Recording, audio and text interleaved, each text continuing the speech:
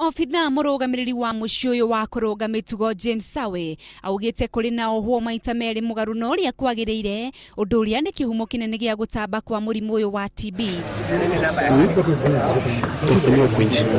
Right now we have 1,562 prisoners against our capacity, which is supposed to be 700. So you can see it's twice the facility, and I think it is the congestion is the cause of these diseases.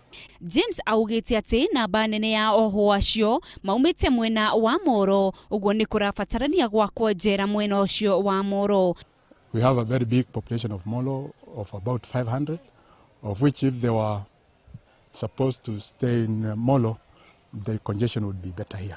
Munini wake ofitha wa ugima wa mwiri njera-ini yo Julia Mirengo augite ati kuma mweri wa kenda mwaka muthiru mamukirite riboti 15 cia murimu ucio. Unajua mtu alitoka nyumbani na TB, alafu we screened around wa watu, alikuja akasema alikuwa anaanza dawa za TB all the way from documentation, na akakuwa amelala hapa like 2-3 days.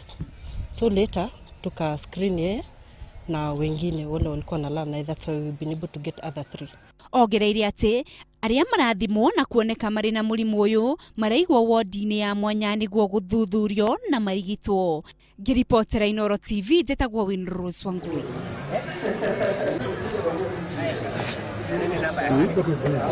Tufungue kuishi.